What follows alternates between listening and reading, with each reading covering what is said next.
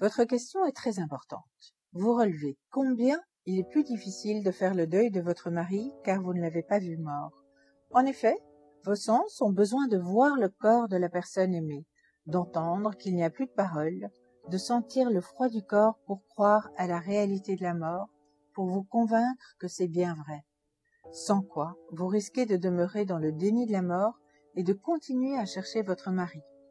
Lors de circonstances accidentelles, les policiers, les thanatologues devraient s'organiser pour permettre aux membres de la famille de toucher un membre du corps de la personne décédée afin de faciliter le processus de deuil.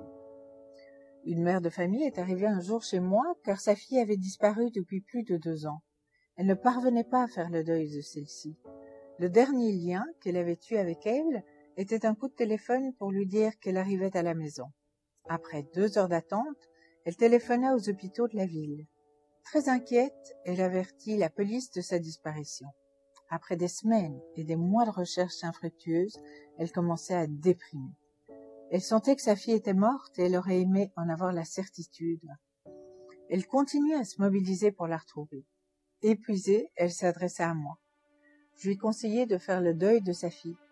Elle confectionna alors une poupée à la ressemblance de sa fille.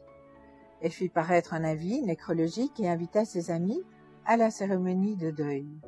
Une fois la cérémonie terminée, elle invita ses amis sur un bateau afin de jeter la poupée symbolisant sa fille dans le fleuve du Saint-Laurent.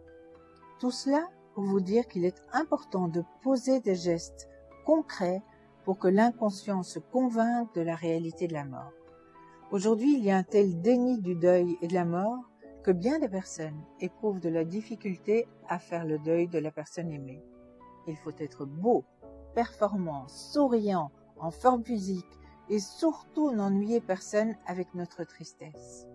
Autrefois, lorsqu'un des membres d'une même famille décédait, la communauté se mobilisait pour permettre à la famille de faire son deuil en toute liberté d'esprit. Il y avait des veillées funèbres avec la famille et les amis, où la dépouille du défunt était présente. On faisait des prières, des symboles comme la couronne mortuaire étaient accrochés à la porte, les hommes portaient des brassards noirs et les femmes s'habillaient gris. Il y avait alors une procession jusqu'au cimetière. C'était la manière d'antan d'apprivoiser l'effroi et la frayeur de la mort, de les humaniser et sans doute de les civiliser. Depuis 30 ans, tout est bouleversé. On vit dans une ambiance où on s'acharne à ne pas penser à la mort et à éviter le travail du deuil. On vit dans une société soi-disant civilisée, mais qui, par son déni de la mort et du deuil, ressemble de plus en plus à une société de barbares. Il est urgent que l'on redonne à la mort et au deuil leur place, ainsi que la nécessité d'avoir des rituels communautaires. Si aujourd'hui, quelqu'un tenait à manifester la douleur de son deuil, il serait spontanément puni par un vide social autour de lui. Il existe un lieu caché, jamais assez invisible pour les tombes. Mais il y a aussi un lieu pestiféré pour ceux qui touchent la mort de près. Les endeuillés, qui ont la témérité d'afficher leur tristesse en public et qui refusent de faire semblant de ne pas souffrir, se voient bannis par l'entourage social. Aussi, les deuilleurs qui osent faire leur deuil le font en catimini. Il existe un ghetto pour les vieux et pour les mourants. On meurt dans les hôpitaux, dans les mouroirs appropriés. Le mourir chez soi parmi les siens est devenu presque impensable. On évite tout ce qui touche à la mort. La mort a pris des allures de troubles fêtes. Le seul fait de prononcer le mot mort fait sursauter un bon nombre de personnes. Les médias présentent constamment des jeunes personnes jouissant d'un hédonisme. Quant aux vieilles personnes, la publicité promet des cures de jeunesse, comme si le fait de vieillir et donc de mourir était remis en question. Nier la mort et le deuil engendre une autre mort. Bien des personnes se retrouvent dans votre situation, vous savez. Elles parviennent néanmoins à faire leur deuil.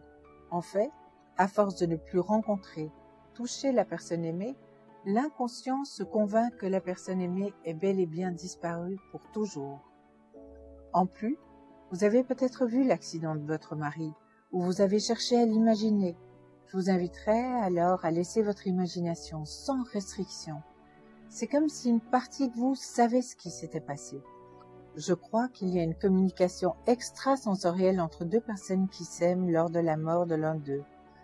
Faites confiance à votre imagination, elle est une alliée pour vous.